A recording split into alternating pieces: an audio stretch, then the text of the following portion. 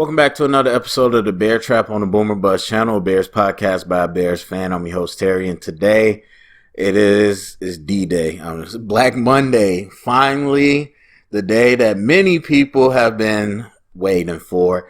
And I have to say that now that it's here, I feel a little bad. I think I mentioned that before, but I do feel a little bad. I don't take any pleasure and seeing these people fired. Not these people. Obviously, if there was, people that were very flippant about not being good at their job or just nasty or cruel, whatever, that'd be one thing. But that's not the case with Nagy and Pace. So I've said before, a lot of fans act like this is personal. It's silly to me. These people aren't like taking jobs to go tank teams. And so I don't really root for it in terms of like something against the people. But obviously I thought we needed a change, and I said that before. So it's here. A lot of people have been, actually I wouldn't say, a lot of people have been begging for it this year, because when I was saying it last year, a lot of people tried to push back. And so here we are today. So going forward, we're rebuilding. And there's a few things that we want to talk about. What's his name? George McCaskey came out, did his little end of the year statement and said everything.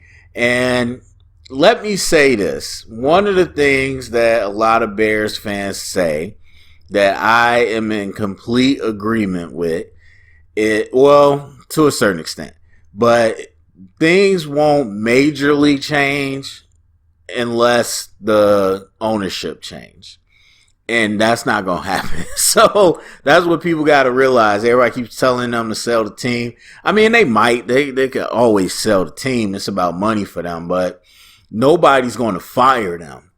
That's the thing. And that's one of the issues when you have people part of the ownership that's in the operations, because who's going to tell them no?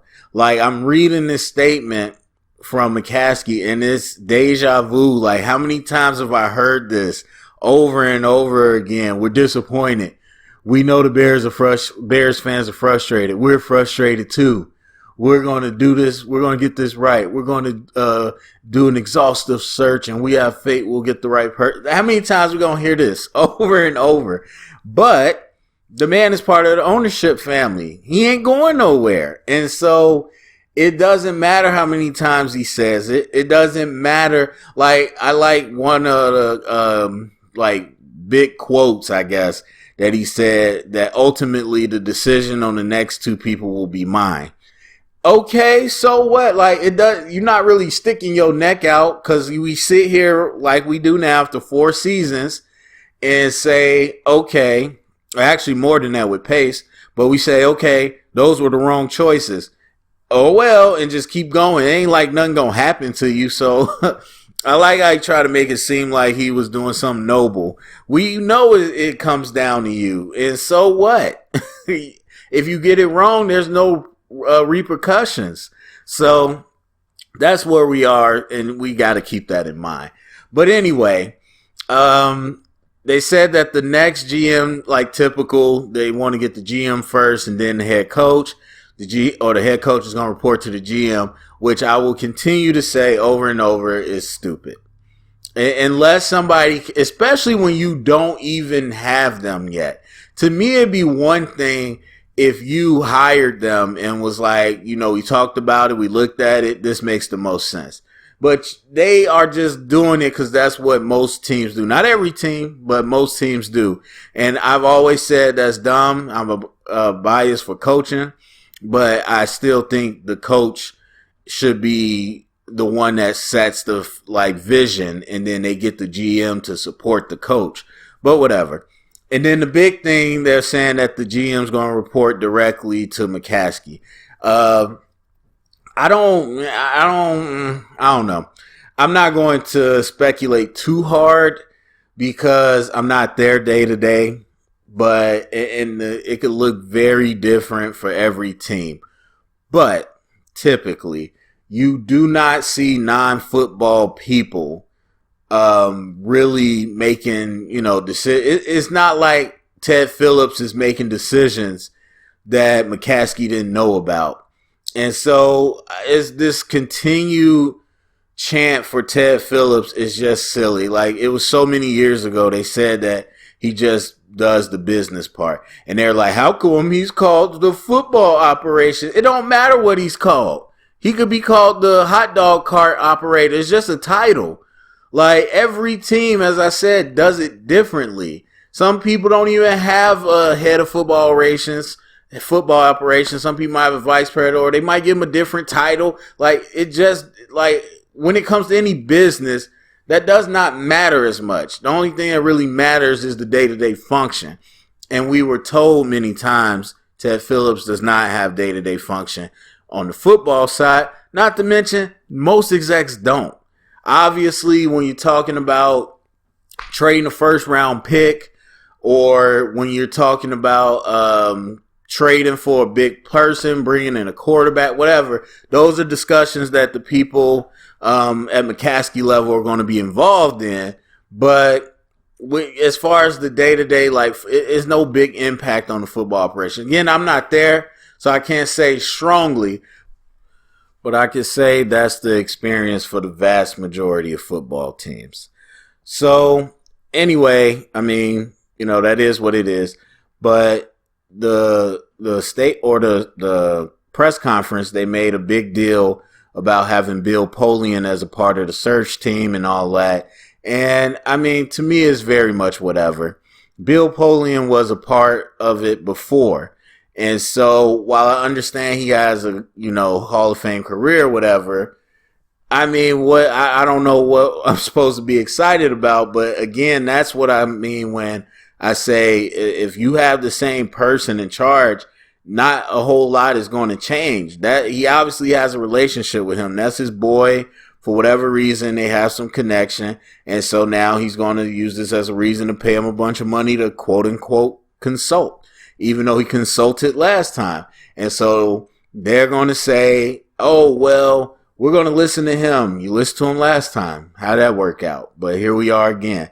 So you got McCaskey, you got Phillips, you got a diversity equity person, some player engagement person, whatever. At the end of the day, Bill Polian and other owners or people part of ownership groups, those are the people that they're going to listen to. It's just what it is. They listen to people like them, that look like them, that think like them in their positions. That's who they're going to listen to. They're going to tell them who to connect with. And then obviously, people like Bill Polian get tapped in, and that's it. Those are the ones who have the heavy opinions. And that's why these owners are so trigger happy and whatever, because they listen to what other people are saying in their circles. And so that's what it's going to be. I mean, make no mistake about it. You can feel how you want. That's what it's going to be. So, looking forward, we'll see what happens. I don't have any faith that they're going to do it. Why would I? I would say have any faith that they're going to make the right decision, but we'll see. I will say this as I sit here and reminisce over the past regime. They gave them a shot.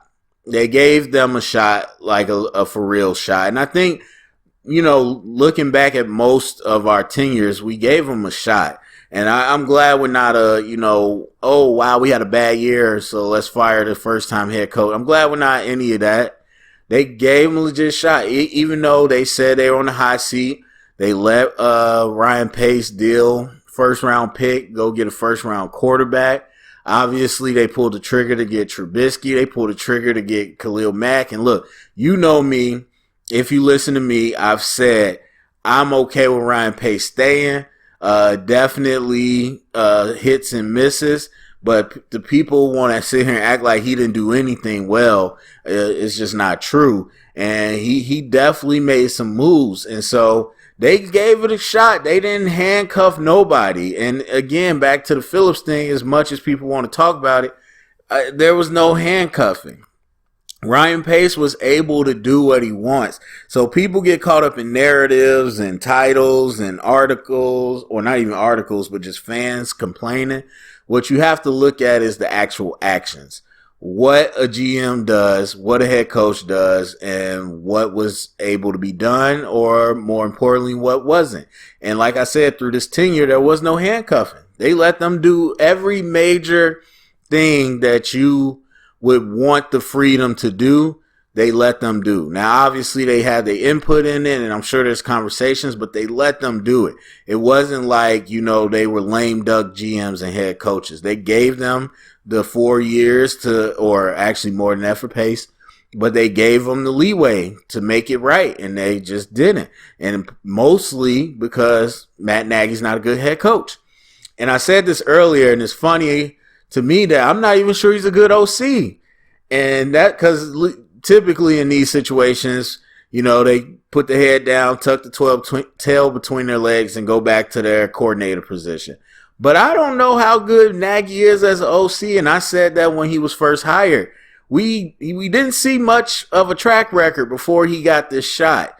And not only, I don't really even care about a lot of the execution. Obviously, I care about it. But just off his playbook alone, I would not want to hire this man. And you can say there's a Trubisky handcuff. You can say a lot of things. But like I said, in every situation, people are like, 2018 was so different. No, it wasn't. No, it was not. I mean, you had Jordan Howard, but it still wasn't so different. The stuff we ran was the same stuff we ran. And so that alone, I don't know that I would give Nagy a coordinator position, but whatever. So, yeah, we're moving to the next. And again, I said before early in the season what I would like to see. Apparently, we are, I wouldn't say officially, but the only reported interview that we have scheduled is Les Frazier from the Bills, who's their D coordinator right now. And I want to say he was the Bucs head coach back in the day. And I think it's cool. I mean, it's kind of tough to really get excited when we don't know, again, the day to day. Again, people are going to start talking about narratives. Oh, they coached this or they did that or blah, blah. That stuff don't matter. Again, a head coach is a very different job. It's about organization. It's about setting a foundation of how to prepare and how to play. And the fact is, we won't see that. You could watch the interviews from Dan Campbell and think about what you want. You can hear about the stuff in the preseason from whoever and think about what you want.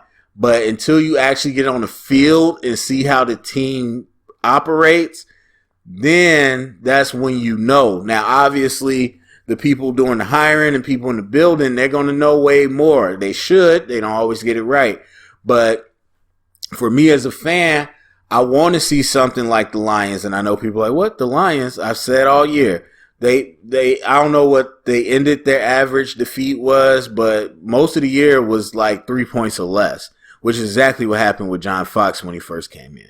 And so you have a coach that clearly not only players want to play for, but he has them prepared to compete. And with the injuries and crap they had every reason to lie down and just be terrible. And people look at the record and think it's one thing. You should watch the games. These people played for real football. And it's those types of things that you won't really know until it gets on the field.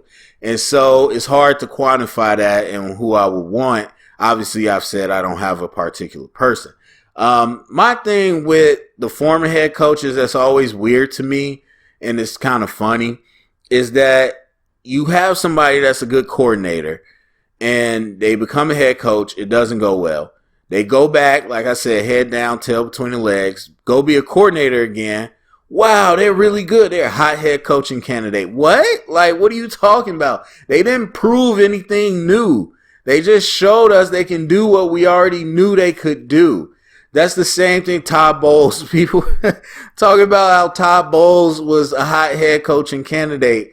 I believe, what was it, the Bucks?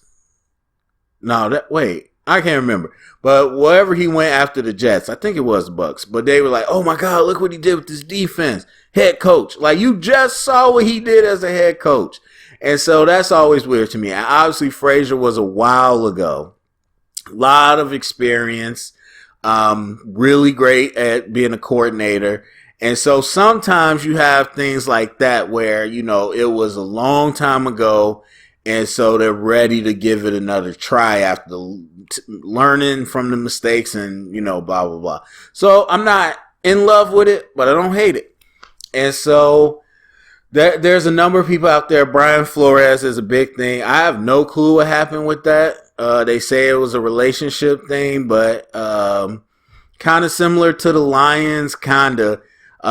You had a team that was well prepared. And the other part is you don't really know, even while I'm giving Campbell credit, we don't really know. Like, ultimately, it's the responsibility of the head coach, but we don't know if it always comes from them. Obviously, if you take it at face value, they're putting in the work. But there's a lot of things that can happen behind closed doors. That it could be a coordinator or another coach that's really the driving force behind things being organized. And somebody might just be a figurehead and a talking head. You don't know. And so, again, those are all the details we're not going to know. And as much as you're going to hear a lot of fans talk about what they want to do, we're not going to know. And so, GM-wise, that's been more interesting to me over the last few times. Because usually people are just like, oh, yeah, somebody that used to be a GM, excuse me. And that used to be the case for a while. But now thinking about this idea of like a Brian Pace, getting somebody that's a director of the pro scouting personnel. Now they're talking about looking at, I want to say it's the Colts. A couple of people are looking at the Colts director of college scouting personnel. Or, you know, you got assistant GMs. People forget about that. There's some assistant GMs that are getting, you know, that. And that's kind of, I personally am kind of opposite on the GM than I am with the head coach. I'm fine with giving somebody their first shot as a GM. Obviously, somebody that has earned it, but an assistant GM getting their chance to step up. Or a director of, you know, personnel on whatever side, something like that. I'm cool with that. And like I said, for the head coach, one thing I do want is somebody that has the head coach experience. Now, I know a lot of people are talking about Harbaugh. And when I stop and, you know, list out my things, Harbaugh fits it. I get it. I just don't have a good feeling. I couldn't tell you exactly why, but I don't really have a good feeling that he's the person. I mean, yes, Michigan made it to the playoffs, and then you know what happened to them. But so he's built that program, even though it's been a really long time, a really long time before they got there. But I don't know that translates. And I mean, yeah, you had the wave with Kaepernick and the read option in the league, and obviously Patrick Willis, one of the best defenders to play. And so you had a lot of things going on, and yes, he made it there. But I don't know, because I didn't see enough consistency to say that's who I wanted. Obviously, if you have great consistency winning, you wouldn't be, you would already have a job, but I don't know. Doug Peterson is intriguing, and Brian Flores. Obviously, Brian Flores didn't make it to the Super Bowl, but both of them intriguing because you had them leave because of relationships, not necessarily because they didn't know how to do their job. And so those are people that typically wouldn't be available that kind of interests me. Jim Caldwell, people bring up that name, another veteran who has a lineage of success with those teams. And so, like I said, at the end of the day, I just want somebody that can establish a winning culture. And that's hard. That's very hard. And it's going to take some cleaning house too. But, you know, we'll see. We'll see. It's going to take a lot for me to have faith in the Bears. I mean, I'm a film guy, you know, so I sit down and watch what it is once they put it on film. And until then, I'm not going to jump too crazy about announcements or coaching staffs or any of that. But I will throw also, I forgot, I would love to have Lou Riddick and Brian Flores. That'd be kind of cool. But anyway, so that's my thoughts about it. Nagy and Pacer out. Go to the comment section. Let me know what you think. Share it around. Get the conversation started. Thumbs up, subscribe. And remember, stay up and bear down.